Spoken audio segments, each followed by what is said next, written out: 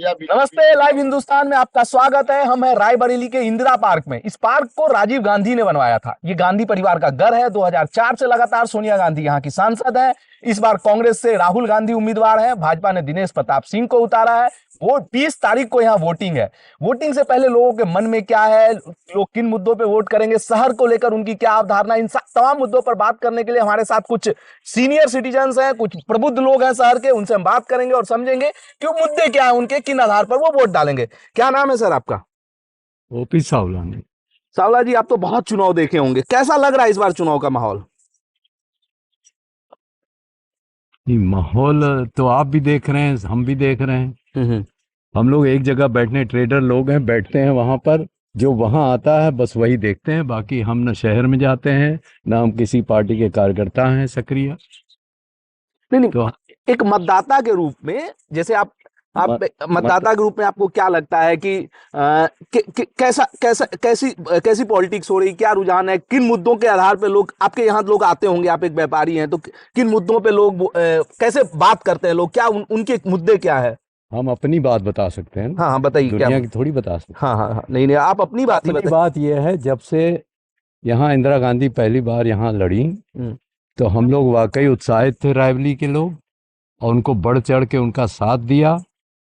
सिर्फ एम ये था कि हमारी रायबरेली जो इतनी पिछड़ी हुई है, इतनी बड़ी हस्ती आ रही, तो नेचुरली यहाँ कुछ डेवलपमेंट होगा, और हुआ भी। इसमें कोई शक नहीं। जब तक हुआ हम लोग उनको भरपूर को प्यार देते रहे, जिताते रहे जी। उसके बाद जो राजनीति चलती आ रही, इंदिरा जी जली गई, उसके बाद उनके परिवार के लोग लड़ते आए। तो डेवलपमेंट वो जो होना चाहिए वो नहीं हो पाया।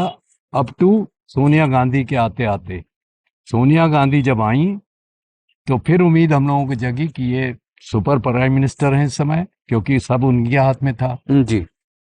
राहुल गांधी से हम लोगों को मतलब नहीं था, वो अमेठी में देख रहे थे। तो सोनिया गांधी से हम लोगों को फिर उम्मीद बनी।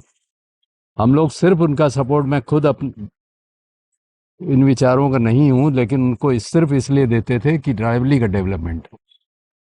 तो जब उम्मीद बंधी, बनते बनते वो 10 साल रही, खाली यही बहानेबाजी होती रही, या उनकी इच्छा नहीं थी या क्या था। जो अपेक्षा थी हम लोगों को उन्होंने नहीं किया। आप कहने को कह सकते हैं, दो बड़े उन्होंने रेल कोच और एम्स वगैरह यहाँ पर उनके उद्घाटन किए, लेकिन उद्घाटन ही तक रह गया। उसके बाद जो उसमें काम होना चाहिए था, जबकि वो चाहती तो बहुत कुछ हो सकता था, क्योंकि मिसाल थे सैफई के, इनके उनके, और ये तो उनके बाएं हाथ का गेम था। वो जब नहीं किया तब हम लोग निराश होने लगे। तो इस बार निराशा कुछ रंग दिखाएगा? निराशा रंग दिखाना चाहिए। राहुल गांधी भी इस समय हस्ती हैं, लेकिन मेरे मन में, मैं पर्टिकुलर अपनी बात कर रहा हूँ, राहुल गांधी का हमको जवाब चाहिए। वो 2 जगह से लड़ रहे हैं, तो हम लोगों को क्या गारंटी है कि हम लोगों को वो छोड़ेंगे नहीं जीतने के बाद? नंबर 1, अगर नहीं छोड़ते हैं, मान लीजिए वहां छोड़ देते हैं, यहां रखते हैं, उसके बाद जीत भी जाते हैं, तो क्या गारंटी है उनकी सरकार सेंट्रल में आने की? तो हम लोगों को कोई उम्मीद दिख नहीं रही। जब सेंट्रल में रहेगा नहीं तो हम लोगों का साथ पूरा हो नहीं रहा, क्योंकि हमको रायबरेली, अपने रायबरेली का डेवलपमेंट चाहिए। हमारी सिर्फ अपनी अंदरूनी यही है कि वो कहाँ छोड़ेंगे ये पहले उनको बताना चाहिए। अच्छा, ये एक सवाल था, इसीलिए ना वायनाड की वोटिंग के बाद उनकी उम्मीदवारी घोषित की गई। यहाँ ये सवाल पॉलिटिकल सर्कल में भी था, कांग्रेस के अंदर भी था कि अगर पहले रायबरेली या अमेठी से राहुल गांधी लड़ेंगे, वायनाड में जो वोटिंग होनी थी उसके बाद, इसीलिए जानबूझकर किया गया। नहीं, उसकी वजह से नहीं किया गया। उसके ऊपर पार्टी का प्रेशर था कि यूपी को आप इस तरह मत छोड़िए। यूपी में प्रियंका या राहुल को, एक को रायबरेली या अमेठी में रहना चाहिए, ताकि माहौल बना रहे कि भागे नहीं। मुझे लगता है वो, क्योंकि जब नॉमिनेशन करने आए, लास्ट आवर में आए ये लोग, लास्ट आवर में नामांकन के दिन, तो बॉडी लैंग्वेज से हमको पता पड़ रहा था, जैसे हम अपने जो ऑब्जर्व हमने किया, राहुल गांधी जो है फर्ज अदायगी करने आए थे, लेकिन प्रियंका ने बेड़ा उठा रखा है कि हम जो है लड़ेंगे नहीं, लेकिन हम तुमको जिता के मानेंगे। तो इस समय जो अब इंटरनेशनल हस्ती है, उसके मुकाबले वो इंटरनेशनल तो है नहीं दिनेश जी। पार्टी उनकी बड़ी है, अच्छी है पार्टी, ठीक है, लेकिन उनका रुतबा दूसरा है। तो वो देखते हुए जो इतना बारीकी से राजनीति नहीं देखते हैं, वो तो खाली इसी में खुश हैं कि राहुल बाबा आ रहे हैं, मुझे जो दिखता है। ठीक है। बाकी आप जो थारोली कल जो देखते हैं, राजनीति को समझते हैं, पढ़ते हैं, आप लोगों से बहस करते हैं, वो तो अच्छी तरह समझ रहे हैं कि कौन सही है कौन नहीं है। मुझे आप पर्टिकुलर हमसे पूछेंगे तो उसका आंसर मैं नहीं दूंगा। मुझे समझ में आ गया कि आप राजनीति का बहुत बारीकी से अध्ययन करते हैं। मुझे एक चीज बताइए कि कल प्रियंका ने ऊंचाहार की रैली में कहा कि दिनेश प्रताप सिंह के पांचों भाई जिले को लूट रहे हैं, ठीक है। ठीक, उनको लेकर भाजपा में भी बहुत ज्यादा विरोध है। हो अदिति सकता है हमको अंदर की बात नहीं पता। नहीं, ये तो मतलब सबको पता है कि अदिति सिंह उनके विरोध में जो उनकी गाड़ी पलटी थी, उसके बाद जो उनके पिताजी और दिनेश प्रताप सिंह की जो अदावत है। मनोज पांडे भी औपचारिक रूप से भाजपा में नहीं आया है, पर सबको पता है कि वो करीब करीब भाजपा के साथ आ ही गए। हो सकता है आज या कल में वो कौन?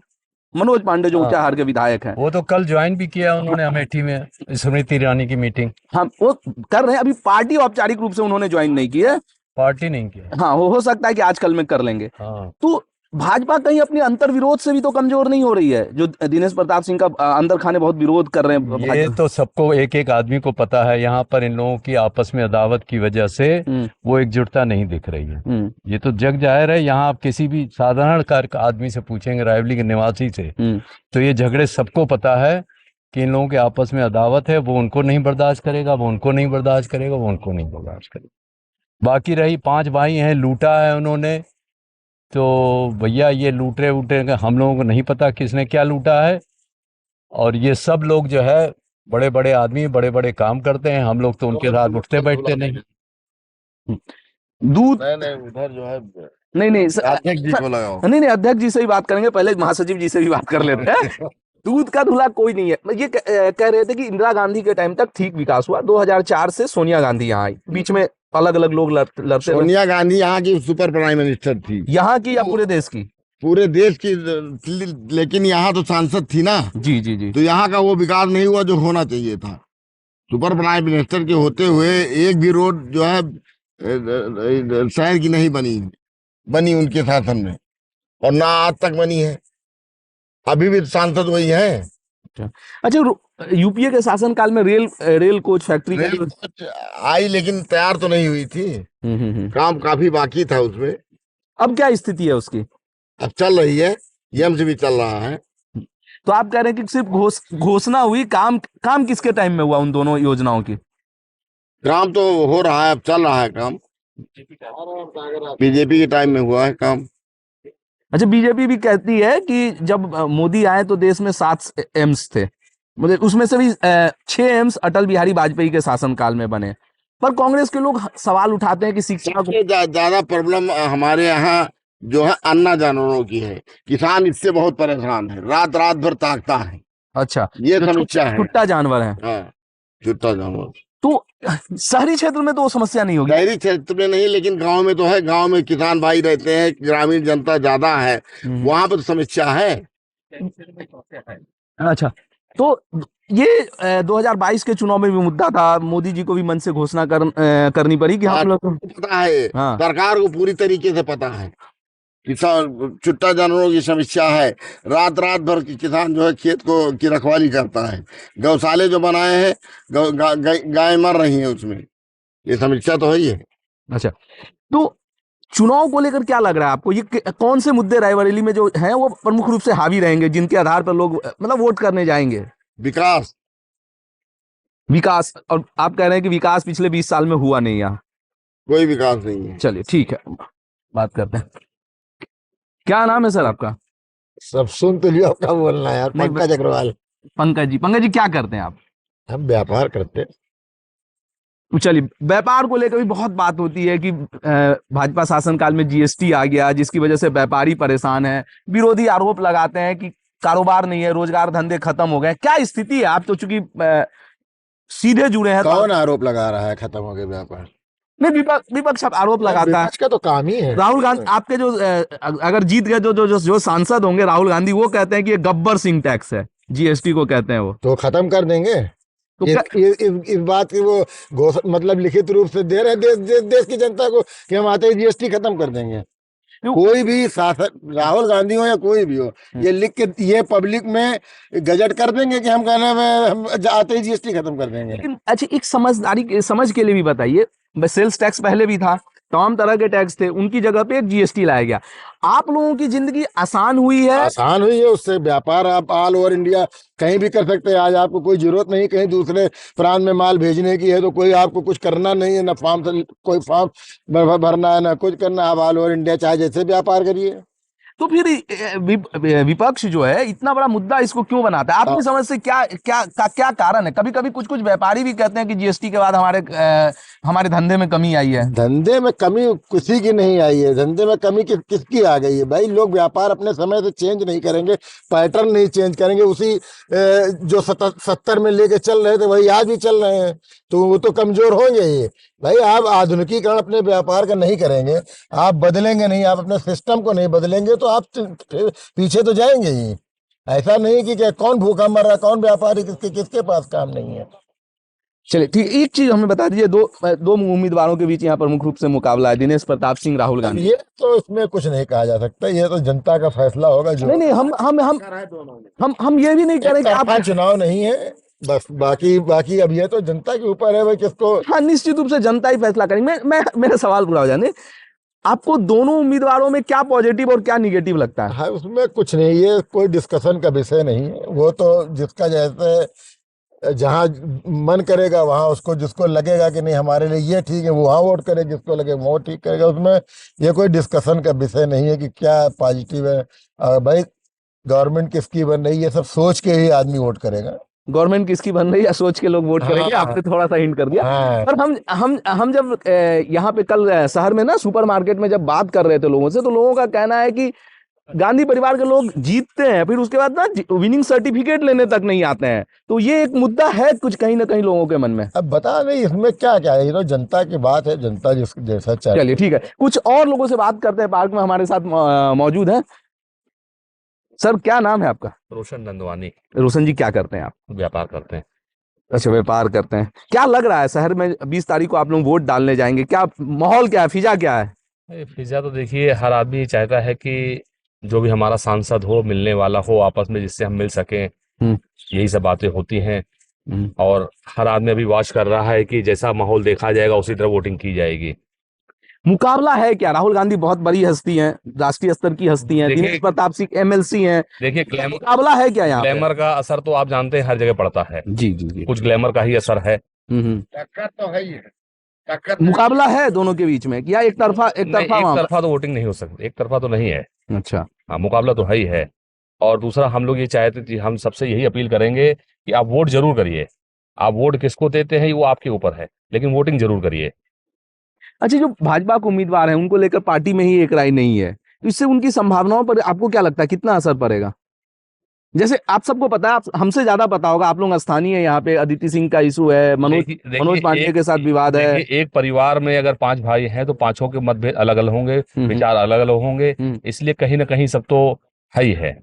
लेकिन जब दूसरे के साथ विवाद होता है ना, दूसरे परिवार के साथ विवाद होता है, तो उस परिवार का काम है कि पांचों भाई एक साथ आ जाए। अदिति सिंह किसी चुनाव प्रचार में दिखी नहीं है, मनोज पांडे नहीं दिखे हैं। अभी समय है। अब कहाँ समय है? आज 16 तारीख है, अभी 4 दिन का समय है। देखिए, प्रचार 18 को बंद हो जाएगा, शाम को 18 को हो जाएगा। हाँ, नहीं, हम उनसे भी पूछेंगे, हम तो ये भी कहेंगे ना कि जनता का ये फीडबैक है। देखिए, ये परिवार की समस्या है, ये अपने आप में बैठ के वो सुलझा लेंगे। अच्छा, आपको उम्मीद है सुलझा लेंगे? बिल्कुल बिल्कुल होगा। क्या आप वोटर है बाबू? जी जी कभी वोट किया है? जी जी, इससे पहले विधानसभा चुनाव। अच्छा, 2022 में वोटर हो गए थे। तो क्या वोट डालने जाते हो तो क्या मुद्दा रहता है मन में, क्या रहता है? एजुकेशन और जो एम्प्लॉयमेंट। एजुकेशन और एम्प्लॉयमेंट।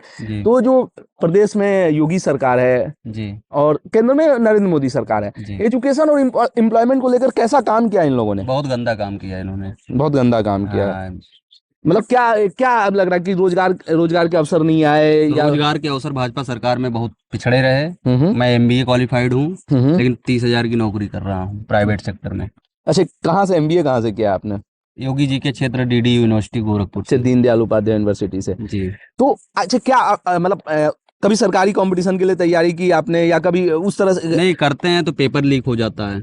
अच्छा, तो जी जो सरकार के लोग हैं वो कहते हैं पेपर लीक तो सपा के टाइम में भी होता था। नहीं, इस सरकार में कुछ ज्यादा हो रहा है। अच्छा, ज्यादा हो रहा हाँ, है। इस सरकार में बेरोजगारी इतनी हावी हो चुकी है कि रोजगार के लिए अप्लाई करने से ही डर लगता है।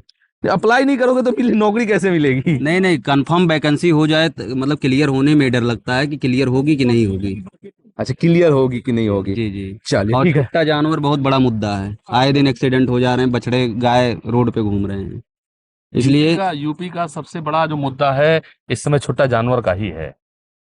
लेकिन ये तो दोनों सरकारों को पता है, केंद्र में भी, खैर ये राज्य सरकार का विषय है, राज्य सरकार के संज्ञान में है, फिर भी इसको क्या लगता है क्यों नहीं सॉल्व कर पा रहे ये लोग? अब ये तो भाई वही जाने क्यों नहीं कल कर रहे हैं। बाकी क्योंकि ये छोटा जानवर का मुद्दा जो है शहर से लेकर देहात तक है। ऐसा हाँ। नहीं कि खाली देहात में है, शहर का भी है, देहात का भी है। चलिए ठीक है, हम कुछ और लोगों से बात करते हैं। क्या नाम है सर आपका? सर मेरा नाम अमित कुमार है। क्या करते हैं अमित जी? मेरी तो शॉप है, बर्तन की अच्छा। शॉप है। बर्तन की शॉप है। यहाँ के पुराने बासिंदे हैं आप? नहीं, पुराने बाशिंदे नहीं, हम तो परियाओं के रहने वाले, लेकिन अब यहाँ पर रहने लगे हैं। तो यहाँ पे पहले, इससे पहले आपने वोटिंग की है कभी? हाँ किया है, वोटिंग किया है। तो लोकसभा में या विधानसभा में? लोकसभा में भी, विधानसभा में भी। अच्छा, तो जब आप इस बार भी 20 तारीख को मुझे लगता है वोट करने तो जाएंगे ही, जाना चाहिए और तब। योगी जी को ही जय करेंगे। अच्छा, नहीं मैं मुझे ये नहीं पूछना था। मेरा सवाल, अगर हमारे बच्चे को भी होता तो हम तो अपने बच्चे से भी जय करा देते। अच्छा जी ठीक है। जी। ये बताइए, एक आप यहाँ रहते हैं और 20 साल से सोनिया गांधी जी सांसद थी यहाँ पे, 2004 से लेकर 24 तक सांसद थी। अभी उनके पुत्र जो है राहुल गांधी उम्मीदवार हैं। जी, शहर 20 साल में शहर कितना बदला है? जहाँ तक मैंने देखा है शहर के हालात तो योगी जी ने बदले हैं। और उसके पहले हम आते थे तो FG कॉलेज के सामने ही जो है इतने गड्ढे रहा करते, चलना दुश्वार था। शायद उसके आप भी साक्षी रहे होंगे। नहीं, मैं तो दिल्ली में रहता हूँ, मैं तो नहीं, दिल्ली में रहते हैं, दिल्ली में बहुत चिकनी सड़कें हैं। हाँ। वो उसको वहाँ दिल्ली की सड़कों को सलाम, और वहाँ दिल्ली में बैठे हुए सारे नेताओं को सलाम मेरी तरफ से। लेकिन यहाँ पर रायबरेली निवासियों की जो समस्या है, अगर उसे जनप्रतिनिधि यहाँ नहीं समझेंगे तो उसको कौन समझेगा? आप कह रहे हैं कि स्थानीय जनप्रतिनिधि होना चाहिए इशारों में? होना चाहिए, बिल्कुल होना चाहिए, और मुखर होना चाहिए कि जो बोले हमारे जनता के हित की बात बोले। ये नहीं कि ऐसी वैसी जाति धर्म मजहब से हमको कोई मतलब नहीं है। अगर जनता का विकास हो सकता है तो, और जनता की बातों को सुनी जा सकती है, हमारी दुख तकलीफों को सुना जा सकता है, तो वही सर्वोपरि है। और बस मैं यही राजनीति से हमारा कोई लेना देना नहीं है, सिर्फ एक पार्टी विशेष से भी कोई लेना नहीं है, सांसद निधि से भी कोई लेना नहीं है, विधायक निधि से भी नहीं लेना। सिर्फ मुझे जो है, जो जनप्रतिनिधि हो यहाँ पर, बहुत मुखर जनप्रतिनिधि हो कि हमारी बातें सुने। योगी जी आए यहाँ संकट मोचन धाम आए, मोदी जी यहाँ आए संकट मोचन धाम आए, हम आपका स्वागत करते हैं। यहाँ रायबरेली वासी पूरे मुझे राजनीति से कोई लेना देना भी नहीं है। ये बताइए, कौन है मुखर कौन है? आपको मुखर प्रतिनिधि चाहिए। कौन मुखर है? दिनेश प्रताप सिंह मुखर है या राहुल गांधी मुखर है? अब ये चीज आपने जो पूछी है, थोड़ा मुश्किल है। आपने तो शुरू में ही कह दिया, अब ये तो बहुत आसान सवाल है। चलिए खैर, एनीवे ये अब आपने पूछा है पूरी बात है तो बोलना पूरी बात चाहिए ना, आधी नहीं बोलनी चाहिए।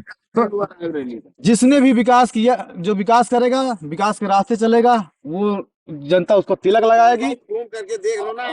और उसके बाद जो विकास करेगा जनता उसको तिलक लगा देगी। वो आने वाले इस लोकसभा चुनाव में, विधानसभा चुनाव में सब क्लियर हो जाएगा। और अब की बार जिसकी भी सरकार हो, जय हो उसकी। भाई साहब, क्या करते हैं आप? हमारा कपड़े का व्यवसाय है। अच्छा ठीक है, यहाँ ज्यादातर लोग व्यवसायी हैं। सुबह पार्क में सब व्यवसायी ही आते हैं क्या टहलने? नहीं, आप थोड़ा लेट आए हैं। हाँ। यहाँ डॉक्टर, इंजीनियर, इंडस्ट्री वाले, आप सवेरे 5 साढ़े 5 बजे आइए, आपको सारे लोग मिलेंगे, महिलाएं, पुरुष, बच्चे सब मिलेंगे आपको। अच्छा, एक चीज बताइए, शहर के विकास को लेकर हम कल भी घूम रहे थे, सदर बाजार एरिया, सुपर बाजार एरिया में थे, वहां पर भी थे। लोगों के मत हैं, अपने अपने मत हैं। कुछ लोगों का कहना है कि जो विकास हुआ, जो भी विकास हुआ या जो भी विकास रुका, जो भी विकास हुआ वो कांग्रेस के टाइम में ही हुआ, पिछले कुछ समय में विकास नहीं हुआ। पर 20 साल सोनिया गांधी सांसद थी। कि आपकी क्या राय है शहर को लेकर? ऐसा है कि आप शहर देख रहे हो, आपने बताया आप दिल्ली से आए हुए हैं जी। आप यहाँ की इंडस्ट्री देखिए किसके टाइम से बंद है। वो हवा में खुली और हवा में बंद हुई। कोई भी ग्रास रूट पे काम कांग्रेस ने कुछ नहीं किया कभी भी। उन्होंने खाली वोट की राजनीति की, वोट लेने के लिए आए और काम हल्का फुल्का करके चले गए। अभी कल हम किसी कारणवश बनारस गए थे। आप बनारस की रेलवे स्टेशन देख लीजिए, बनारस का डेवलपमेंट देख लीजिए और रायबरेली का देख लीजिए। यहाँ पर इंदिरा गांधी भी थी, सब कुछ था। क्या स्थिति है? कौन सी इंडस्ट्री बची है? अगर उन्होंने वास्तव में कोई काम किया था तो इंडस्ट्री बची क्यों नहीं कोई भी? 2014 से पहले तो उनकी सरकार थी, कोई इंडस्ट्री नहीं बची, क्यों नहीं बची? उसमें उन्होंने क्या किया? अच्छा, लेकिन रेलवे, जैसे आप रेलवे स्टेशन की बात करें तो रेलवे तो केंद्र के सरकार के अधीन आता है, तो आपको ऐसा लग रहा है कि क्या केंद्र सरकार भी पक्षपात कर रही है, यहाँ पर नए प्रोजेक्ट्स या उस तरह से विकास नहीं कर रही, जैसा बनारस में या जैसा लखनऊ में, जहाँ जहाँ उनके लोग हैं, उनकी सरकार है, उनके सांसद हैं? नहीं, ऐसा कुछ नहीं है। आप देखिए, इसी मोदी जी की गवर्नमेंट में ही रेलवे का दोहरीकरण बाकी था, ये पूरा हो गया है। ऐसा कुछ तो नहीं। सोनिया गांधी यहाँ की, जी, सांसद सोनिया गांधी, विकास उनको करवाना चाहिए। उन्होंने रोका थोड़ी। उन्होंने रोका है क्या इनको विकास करवाने के, रोडे बनवाने के लिए रोका है क्या सांसद को? तो लोग कहते हैं सांसद निधि का पैसा ठीक से यूज नहीं हुआ है, क्या सच है क्या? हाँ बिल्कुल, यूज हुआ होता तो रोडे जाकर के देखो ना। रायबरेली में आप दिल्ली से आए हो, देखो तो रोडे कैसी हैं। एक भी रोड ठीक है चलने लायक रायबरेली की? एक भी? आप कोविड के टाइम हुआ तो जीएसटी लगाया हुआ तो बीजेपी का है, लेकिन उसको लाया तो कांग्रेसी था। हाँ, एक लंबी प्रक्रिया के बाद आया, लंबी प्रक्रिया के बाद उसका उनको लाया गया। आप उसको सारी सरकारों ने उसमें क्या उसको लगाना चाहते थे? नहीं, उसके मैं आपको थोड़ा सा बता दूं, अटल बिहारी वाजपेयी की सरकार के टाइम में इसकी पहल शुरू हुई थी, कांग्रेस ने भी उसको आगे बढ़ाया था। वो सारी सरकारों के टाइम में। उसको गब्बर सिंह टैक्स कैसे कह सकते हैं? वो तो ठीक है, विपक्ष में जो होते हैं उनका काम है। राजनीति का हो रही है, जीएसटी पे तो राजनीति हो रही है। आप ये बताइए कि कोविड में सांसद यहाँ की सोनिया गांधी थी, तो क्या सोनिया गांधी यहाँ आई, प्रियंका आई, राहुल आए यहाँ पर? क्या उनका कोई दायित्व तो नहीं था? जो कहते हैं कि आज हमारा ये परिवार है रायबरेली, हमारे दादी के टाइम से, हमारे नाना के टाइम से, हमारे बाबा के टाइम से, तो क्या कोविड के टाइम में उनका परिवार नहीं था? उनको नहीं आना चाहिए था यहाँ पर? अच्छा, एक भाषण का जिक्र और भी होता है। राहुल गांधी अभी पिछले दिनों आए थे, उन्होंने नेहरू जी का जिक्र किया, सबका जिक्र किया। सोशल मीडिया पर भाजपा के लोगों ने सवाल भी उठाया कि फिरोज गांधी का जिक्र नहीं किया। फिरोज गांधी उनके दादाजी थे, यहाँ से चुनाव भी लड़े थे।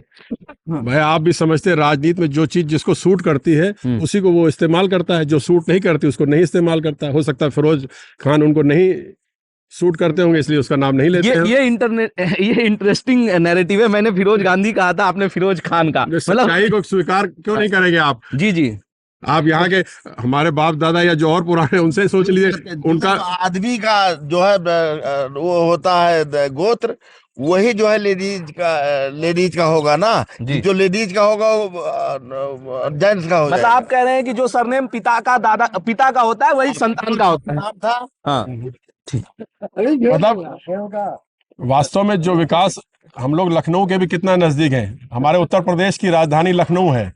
और आप ये मान के चलिए, आने वाले टाइम में अगर इसी तरह से मोदी जी ने 1 टर्म 2 टर्म और इसको कंटिन्यू किया तो ये हमारा रायबरेली, प्रतापगढ़, सीतापुर, ये पूरा एक हो जाएगा। ठीक है। और इसका विकास आपको अभी तो मान के चलिए, जैसे नींव खोदी जाती है तो नींव खोदने में आदमी को पता नहीं चलता क्या काम हो रहा है। नींव खुद के तैयार है, अब बिल्डिंग इतनी तेजी से बनेगी कि लोग विकास देखेंगे यहाँ का, रायबरेली का। बस ये है कि अगर सांसद भी यहाँ का होगा तो विकास और तेजी से होगा। ये चीज हमारी जनता को समझना होगा। चलिए, ठीक है, आपने इशारों में बहुत कुछ बता दिया। एक और शहर के प्रबुद्ध सर, किस चीज के मुखिया हैं आप?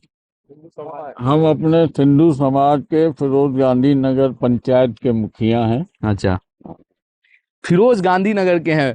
फिरोज गांधी यहाँ से चुनाव भी लड़ चुके हैं, पर उनका जिक्र नहीं होता है कहीं भी। सब सुविधा के हिसाब से उनको भुला देते हैं। आप लोग जिनसे पूछ रहे हैं फिरोज गांधी के चुनाव लड़ने की, यहाँ किसी को पता नहीं है कि कब लड़े थे वो। नहीं तो परिवार के लोग भी उनका जिक्र नहीं करते हैं। परिवार के लोग भी जिक्र करते हैं, नेहरू जी का जिक्र करते हैं, इंदिरा जी का जिक्र करते हैं, राजीव जी का जिक्र करते हैं। योगदान ऐसा नहीं रहा होगा जो इंदिरा जी या नेहरू जी का योगदान रहा है देश के तरक्की में। उनका कोई योगदान नहीं रहा होगा, उनका नाम नहीं लेते हैं। इस तरह तो संजय गांधी का नाम भी नहीं आता। संजय गांधी से तो चलिए अदावत है, दोनों परिवारों की उतनी संबंध उतने मधुर नहीं है। जी। अच्छा, एक चीज बताइए, बहुत सारे चुनाव आपने देखे होंगे, हाँ, ये लंबे समय से कांग्रेस का कर रहा है। अमेठी, पिछले चुनाव में अमेठी भी कांग्रेस के हाथ से चली गई। क्या कारण है कि रायबरेली से जो कांग्रेस को भाजपा हिला नहीं पाती है? देखिए, उसका कारण ये है कि जब से इंदिरा गांधी रायबरेली में आई हैं, तो उन्होंने जो रायबरेली के लिए डेवलपमेंट किया या देश के लिए किया है, उसको आज भी लोग भुला नहीं पा रहे हैं। तब के लोग बचे हैं अब? हाँ, बहुत हैं, हम खुद बैठे हैं। हाँ, ये भी पूछ लीजिए 1977 में ही वो इंदिरा गांधी ने उठा के अंदर किया था इमरजेंसी। आज भी ये 50। देखिए, तो वो इंदिरा जी दाग दाग दाग दाग दाग अच्छे हो गए ना फिर। इंदिरा जी ने यहाँ जो इंडस्ट्रियल डेवलपमेंट कराया या तमाम उनके परिवार वालों ने यहाँ जो ले आई हैं, उसके बाद जो है उन्होंने जो एक गलती की, आपातकाल की लगाई। हारी तो आपातकाल लगा दी। हारी तो आपातकाल हारी नहीं थी। हाँ ठीक है, और टेक्निकल वो कानूनी मैटर था। हाँ, पर वो हारी ही थी। हाँ, एक तरह से। जी। हाँ, यही कारण है कि आज भी गांव-गांव में उस गांधी परिवार को भूल नहीं पा रहे हैं लोग। लेकिन अभी आपके साथी कह रहे थे कि जितनी घोषणाएं हुई वो सब कागजी थी, समय के साथ वो भौतिक रूप में आ नहीं पाई धरातल पर। नहीं, हमारे साथियों ने पता नहीं कौन सी घोषणाएं कही हैं जो धरातल पे नहीं। जैसे सोनिया गांधी के समय की भी जो रेल कोच फैक्ट्री की और एम्स की घोषणा की बात कर रहे हैं, वो कह रहे हैं कि घोषणा ही हुई थी, काम भाजपा सरकार नहीं ने। हुआ है। हाँ, घोषणा होने उनका कहना है। अब वो ठीक है, उनके अपने विचार हैं, सबके अपने विचार हैं। लाने वाली तो वही है ना जी। अब सरकार का दायित्व तो है कि जो प्रोजेक्ट अधूरे कहीं भी पड़े हुए हैं गवर्नमेंट पे, तो उनको वो पूरा कर रहे हैं और उनको क्रेडिट भी मिल रहा है।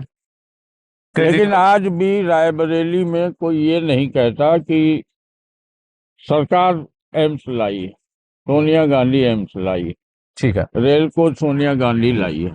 अच्छा, हम कल ना बात कर रहे थे सुपरमार्केट में कुछ लोगों से, तो कहते हैं कि ना जब हम बनारस देखते हैं, बनारस का विकास देखते हैं, या मुलायम सिंह के जो गृह जनपद है मैनपुरी सफाई का विकास देखते हैं, तो हमारा कलेजा मुंह में आ जाता है कि हम रायबरेली से क्या गलती हो गई, इतने हाई प्रोफाइल सीट रही, गांधी परिवार का घर रहा, उस तरह से विकास नहीं हुआ जैसे। बनारस एक पर्यटक क्षेत्र है और रायबरेली से कहीं जनसंख्या में, क्षेत्रफल में बहुत बड़ा है, तो वहां उस आधार पे उन्होंने डेवलपमेंट किया। यहाँ कोई क्षेत्र था नहीं।